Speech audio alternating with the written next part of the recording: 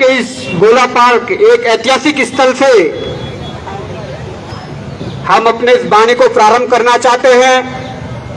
और मैं सबसे पहले धन्यवाद अदा करना चाहूंगा यहाँ पर समस्त उपस्थित हमारे जो भाई बंधु हैं, युवा वर्ग है, हमारे पिता तुल्य जो बुजुर्ग है, हमारे छात्र नेता हैं, उन सबका आभार प्रकट करना चाहूंगा कि आप इस भ्रष्टाचार की लड़ाई में आगे आए हैं। और उपस्थित यहाँ पर हमारे मीडिया बंधु हैं, उनका भी आभार प्रकट करना चाहूंगा। और हमारे सहयोग में हमारे पुलिस बल के जवान हैं, उनका भी आभार प्रकट करना चाहूंगा। देखिए, उत्तराखंड की जो लड़ाई लड़ी गई थी शायद 10 अगस्त 1994 को इसी जगह पर, इस श्रीनगर के इस पावन स्थल पर 10 अगस्त 1994 को उत्तराखंड संयुक्त छात्र संघ समिति का एक गठन हुआ था। उस समिति ने इस उत्तराखंड राज्य बनाने में अपना बहुत बड़ा योगदान दिया। और इतिहास हमेशा दोहराता है, आज अगर तमाम छात्र संगठनों ने बेरोजगार संगठन के साथ ये संकल्प लिया है कि हम भी वास्तव में सब संगठन मिलकर इस भ्रष्टाचार की लड़ाई को लड़ेंगे, तो ये ऐतिहासिक दिन भी इस श्रीनगर की पावन भूमि से शुरुआत इसकी हो गई है। और इन तमाम छात्र संगठनों ने, इन तमाम छात्र नेताओं ने यह संकल्प ले लिया है कि इस भ्रष्टाचार की लड़ाई को जिस ईमानदारी और जिस ऊर्जा के साथ लड़ा गया है, आगे भी इस लड़ाई को नई ऊर्जा और ईमानदारी के साथ लड़ा जाएगा। और इस उत्तराखंड की देवभूमि के इस देवतुल्य जनता को इंसाफ दिलाया जाएगा। ये आज हमने, हमारे छात्र नेताओं ने यह संकल्प ले लिया है। आज उत्तराखंड को बने हुए 22 वर्ष हो गए हैं, परंतु परिणाम क्या हुए? परिणाम अगर 22 वर्ष हम पीछे मुड़कर देखते हैं तो परिणाम शायद आज भी शून्य है। परिणाम इसलिए शून्य है, जिस अवधारणा को लेकर इस उत्तराखंड का निर्माण हुआ था, वो अवधारणा रही नहीं है। उत्तराखंड का निर्माण रोजगार के लिए हुआ था, उत्तराखंड का निर्माण हुआ था कि पलायन रुकेगा, उत्तराखंड का निर्माण हुआ था कि लखनऊ में जो भ्रष्टाचार होता है वो नहीं होगा, इसलिए उत्तराखंड का निर्माण हुआ था। परंतु आज हालत जस के तस है। बल्कि मैं तो ये कहना चाहूंगा, जो हालात 2000 में थे उससे बदतर स्थिति आज हो गई है। हमारे कोई से भी विभागों में चले जाइए, आप भ्रष्टाचार इतना बढ़ गया है कि आप वहां पर बिना लिए दिए बात नहीं कर सकते हैं। जिन विभागों के लिए हमारे कर्मचारियों और अधिकारियों की नियुक्तियां जिस संस्था से होनी थी, आपने तो उस संस्था की ही बोली लगा दी।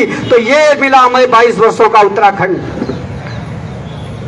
मैं कहना चाहूंगा, उत्तराखंड पहाड़ी प्रदेश है, यहाँ की भौगोलिक परिस्थिति को देखकर यह समझना चाहिए हमारे सरकारों को कि जो दिल्ली से रिमोट कंट्रोल हो रहा है वो नहीं होना चाहिए।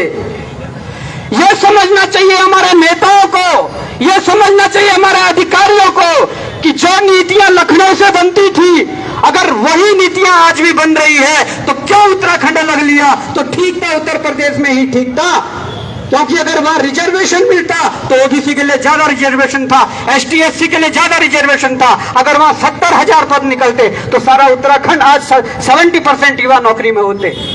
परंतु हमने उत्तराखंड अलग बनाने की मांग इसलिए की थी कि जो भ्रष्ट नीतियां लखनऊ से बन रही थी वो शायद उत्तराखंड में बने, उत्तराखंड के पहाड़ी प्रदेश में अगर बनेगी तो उत्तराखंड का भला होगा। परंतु आज दुर्दशा यह है कि हमारे दूर गांव में बैठे हुए ऊंचे चक्राता से लेकर मुंशियारी पिथौरागढ़ तक अगर देखें, हमारे माँ बाप अपने जो बच्चों को महंगी महंगी कोचिंगों में, महंगे महंगे लाइब्रेरी में भेजते हैं। देहरादून, हल्द्वानी, श्रीनगर जैसे महंगे शहरों में जब भेजते हैं तो वो आलू टमाटर बेच के जो महीने का खर्चा भेजते हैं वो इसलिए भेजते हैं कि हमारा बेटा मेहनत करेगा और किसी अच्छे पद पर जाकर प्रदेश की सेवा करेगा, देश की सेवा करेगा।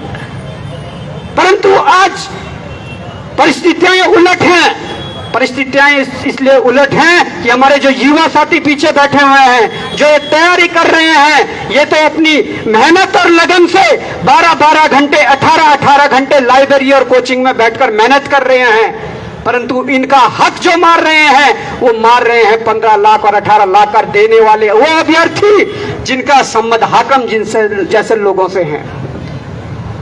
और हाकिम सिंह यदि नाम आता है, पहले कहते हैं कि मास्टरमाइंड हाकिम सिंह है, उसके बाद आजकल 5 दिन पहले कहा जाता है कि मूसा को पकड़ा गया है, मास्टरमाइंड मूसा है। भाई जो सरकार हाकम सिंह को मास्टरमाइंड बता रही थी, वही सरकार आज मूसा को मास्टरमाइंड बता रही है। मैं कहना चाहूंगा हाकम सिंह और मूसा का संबंध क्या है? मुझे लगता है उनका तो दूर दूर का कोई संबंध नहीं है, परंतु हमारे प्रदेश के ही कुछ उच्च अधिकारी, हमारे प्रदेश के ही कुछ राजनीतिक दलों के जो सफेद पोश नेता हैं, उनका संरक्षण जब हाकम सिंह जैसे लोगों को मिलता है तो हाकम सिंह जैसे माफियाओं का हौसले बुलंद होते हैं, मनराल जैसे माफियाओं के हौसले बुलंद होते हैं, और उन केंद्रपाल के हौसले बुलंद होते हैं जो एक ऑटो ड्राइवर था, आज अरबों और खरबों की संपत्ति लिए बैठा है। वो संपत्ति कहां से आई? वो संपत्ति आपके बच्चों के भविष्य बेचकर उन्होंने जुटाई है। ये मिला आज हमारे उत्तराखंड को। हम कहना चाहते हैं, हमने 3 साल पहले एक आवाज उठाई थी कि उपनल में भी जो आप यहां लगा रहे हैं उसमें बड़ा भ्रष्टाचार हो रहा है। हमने जब वो डेटा खोला तो उसमें देखा गया कि उत्तराखंड चिकित्सा परिषद एक बोर्ड है, वहां पर जो उसके अध्यक्ष थे वो कोई शर्मा जी, वो जम्मू कश्मीर के थे।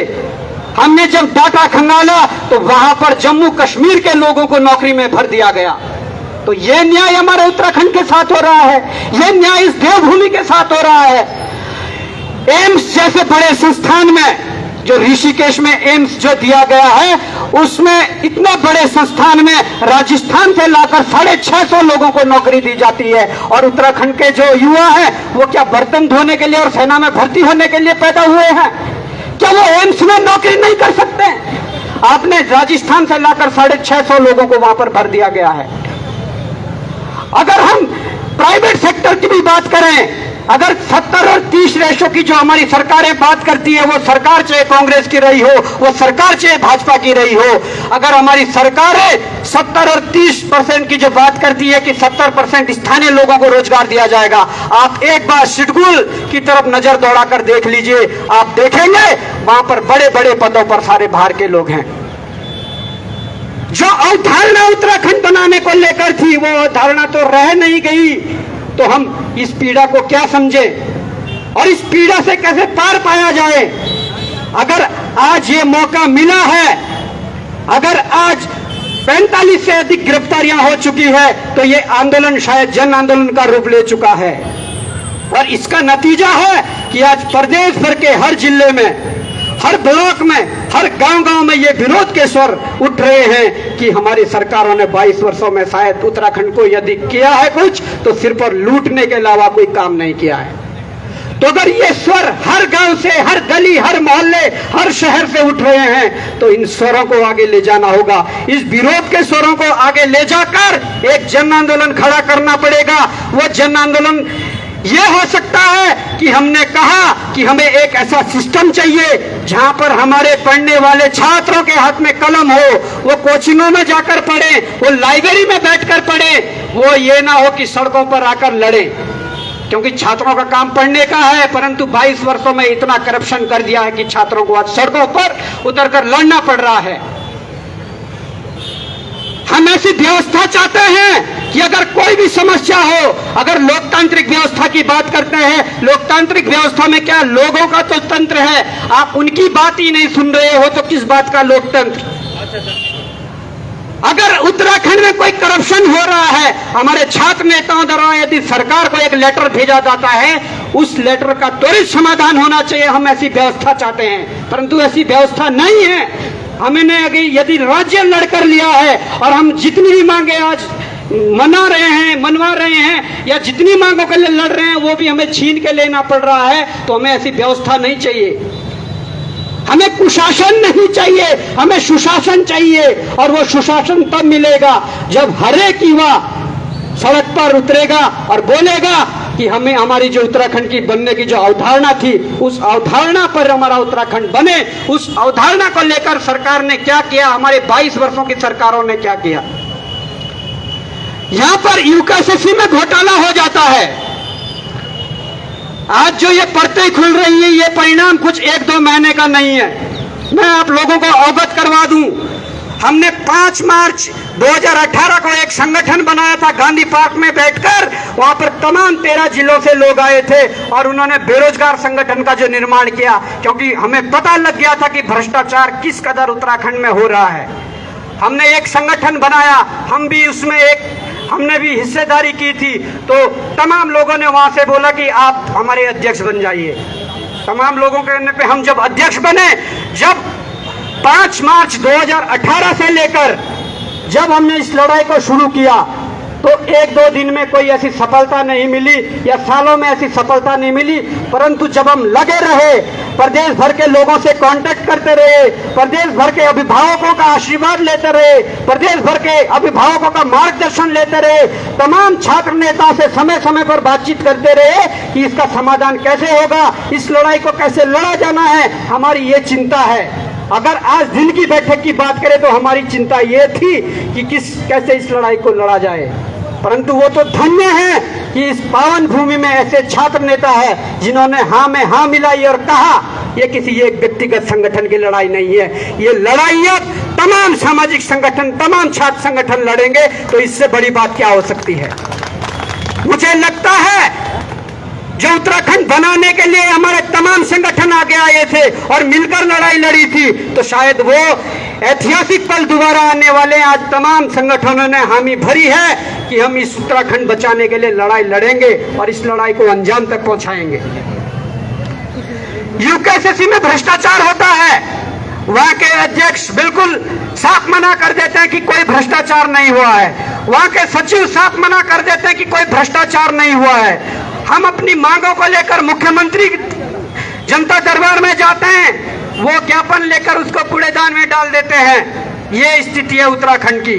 परंतु जब आप जैसे लोगों ने, आप जैसे संघर्षशील लोगों ने अगर उस मुहिम को आगे बढ़ाया, तो मुख्यमंत्री को दबाव में आकर जांच के आदेश देने पड़ते हैं। और उस जांच के आदेश देने के बाद आज ये स्थिति है कि 46 गिरफ्तारियां हो चुकी है। ये आप सबकी जीत है, ये हर उस व्यक्ति की जीत है जिसने इस लड़ाई को प्रत्यक्ष या अप्रत्यक्ष रूप से लड़ा है। मैं पीछे देख रहा हूं, हमारे पिता तुल्य बुजुर्ग वो एक बैनर लिए हुए हैं कि सीबीआई जांच हो, नपुंसक नेता और ठंडी प्रजा। ये वास्तविकता है उत्तराखंड की।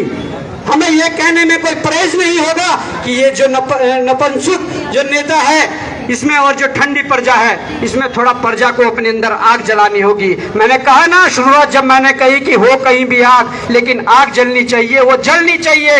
और जो ये नेता है ये बड़े बड़े भ्रष्टाचार कर देते हैं। वर्तमान में स्वास्थ्य मंत्री की मैं बात करूं, स्वास्थ्य विभाग में बड़ा घोटाला हो जाता है। वर्तमान में उच्च शिक्षा मंत्री की बात करूं, उच्च शिक्षा में बड़ा घोटाला हो जाता है। और कहते हैं जांच साथ में चल रही है, सहकारिता विभाग की जांच भी साथ में चल रही है, परंतु वो अपने पद से इस्तीफा नहीं देंगे। शायद हम उस चीज को भूल रहे हैं। आजादी के बाद जब पहले आम चुनाव हुए थे, उसके बाद जब हमें लाल बहादुर शास्त्री जैसे लीडर मिले थे, वो रेल मंत्री हुआ करते थे। एक रेल दुर्घटना हो जाती है और रेल दुर्घटना के बाद वो तुरंत इस्तीफा दे देते हैं। उनकी उसमें कोई गलती नहीं थी, वो रेल को चला नहीं रहे थे या उनकी वजह से वो घटना नहीं हुई, पर उन्होंने नैतिक जिम्मेदारी देखते हुए इस्तीफा दिया और कहा इसकी जांच हो और जब तक इसकी जांच रहेगी मैं पद पर नहीं बना रहूंगा। परंतु आज हमारे नेताओं की नैतिकता मर चुकी है। जिस भी नेता के खिलाफ जांच के आदेश होते हैं वो नैतिकता के आधार पर अपना इस्तीफा नहीं देंगे। और सरकारें भी इतनी अंधी हो चुकी है, सरकारें इतनी धैर्य हो चुकी है, उन्हें भी नहीं लगता, दिल्ली के रिमांड से चलने वाली सरकारों को भी ये नहीं लगता है कि शायद अगर हमारे मंत्री पर आरोप लग रहे हैं, शायद हमारे विधानसभा अध्यक्ष पर आरोप लग रहे हैं, तो पहले उनका इस्तीफा लिया जाए। सरकारें ये भी नहीं सोचती है, क्योंकि उन्हें पता है चुनाव के दौरान शराब बांटेंगे, मीट बांटेंगे, मोदी जी के जय जयकारे लगाएंगे या राहुल जी के जय जयकारे लगाएंगे, वोट तो मिल ही जाएगा। जब तक हमने दूसरे के दर्द को अपना दर्द नहीं समझा, तब तक इस समस्या से हम पार नहीं पा सकते। हमें दूसरे के दर्द को अपना दर्द समझना होगा। अगर आज भ्रष्टाचार यूकेएसएससी के अभ्यर्थियों के साथ हुआ है, वो इस पीड़ा से गुजर रहे हैं, तो उसको हमें अपना दर्द समझना होगा, क्योंकि यूकेपीएससी वाला अगर उस दर्द को आज नहीं समझेगा, कल यूकेपीएससी में भी घोटाला हो सकता है। और हुआ है। फॉरेस्ट गार्ड की जो भर्ती हुई है उसमें जो एक माफिया थे वो यूकेपीएससी में एक कर्मचारी है, वो जेल गए, जेल के बाद चुकी है। मैं कहना चाहूंगा कि तलवारों की धारों पर इतिहास हमेशा बनता है, तलवारों की धारों पर इतिहास हमेशा बनता है। जिस और जवानी चलती है उस और जमाना चलता है, जिस और जवानी चलती है उस और जमाना चलता है। ये सारी चीजें अब कहने मात्र के लिए नहीं रह गई है, इसे अपने जीवन के अंदर उतारना होगा, इसकी राह पर चलना होगा, तब जाकर हम इस भ्रष्टाचार से मुक्ति पा सकते हैं। और इसके लिए सबसे आगे युवाओं को खड़ा होना पड़ेगा, उसके पीछे उन अभिभावकों को खड़ा होना पड़ेगा जिन्होंने अपने बच्चों के एक सुनहरा भविष्य देखा था, सोचा था कि हम उत्तराखंड बनाएंगे और हमारे बच्चों का एक सुनहरा भविष्य होगा, हमारे बच्चे अच्छे पदों पर जाकर प्रदेश की या देश की सेवा करेंगे। उन अभिभावकों को ये बात सोचनी पड़ेगी। आज जितने भी लोग हैं वो सब संकल्प लें और घर में जाकर ये बात करें, घर में बैठे हुई माता जी से बात करें, घर में दादी जी से बात करें, घर में बैठे अपने पिताजी से बात करें कि हमारे प्रदेश में ये समस्या उत्पन्न हुई है, इस समस्या का समाधान सिर्फ ये है। हाँ, अपने किसी के राजनीतिक विचार किसी राजनीतिक दल से जुड़े हुए हो सकते हैं, परंतु वो सिर्फ आपसे झंडा डंडा उठाएंगे। जब काम की बात आएगी तो नौकरी पर कौन लग रहा है? कोई आरएसएस का है, उसके 52 लोग लग गए हैं, कोई कांग्रेस का बड़ा व्यक्ति है, उसके 150 लोग लग जाएंगे, कोई भाजपा का बड़ा व्यक्ति है, उसके 100 लोग लग जाएंगे। परिस्थितियां ये है, हमें आपसी में ही सुलझाना होगा और आपसी में ही अपनी पीड़ा को, एक दूसरे की पीड़ा को अपनी पीड़ा समझना होगा। कोई राजनीतिक दल वाला व्यक्ति या कोई बड़ा नेता हमारी पीड़ा को नहीं समझेगा। राजनीतिक व्यक्तियों की सबसे बड़ी खासियत होती है वो सिर्फ आदमी को, इंसान को यूज करता है। वो चुनाव तक आपके आगे पीछे घूमेंगे, परंतु उसके बाद क्या है, उसके बाद आपका फोन भी नहीं उठाएंगे। इसलिए ठीक है, राजनीतिक दलों से जुड़ो, परंतु जहां पर ऐसी बात आए जहां पर अपने हमारे अधिकारों पर कुठाराघात हो, वहां पर अपने अधिकारों को बचाने के लिए सबको आगे आना होगा।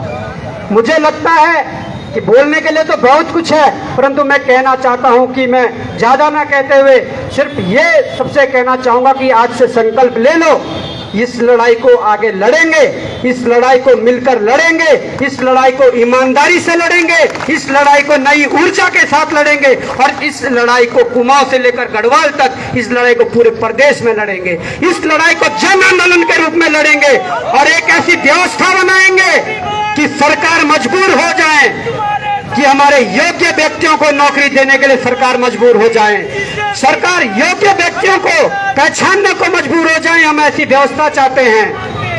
तो मैं ज्यादा न कहते हुए एक बार पुनः सभी को प्रणाम करते हुए और सभी का धन्यवाद फिर से अदा करता हूं कि आप लोग यहाँ आए, हमने आप सबने हम सबको सुना और इसके लिए मैं तमाम छात्र संगठनों का एक बार फिर से हृदय की गहराई से हार्दिक धन्यवाद करता हूं और इन्हीं शब्दों के साथ अपने वाणी को विराम देता हूं और ये संकल्प लो कि वास्तव में हम इस लड़ाई को अंजाम तक पहुंचा कर रहेंगे। जय उत्तराखंड, जय उत्तराखंड, जय हिंद, जय भारत, जय देवभूमि।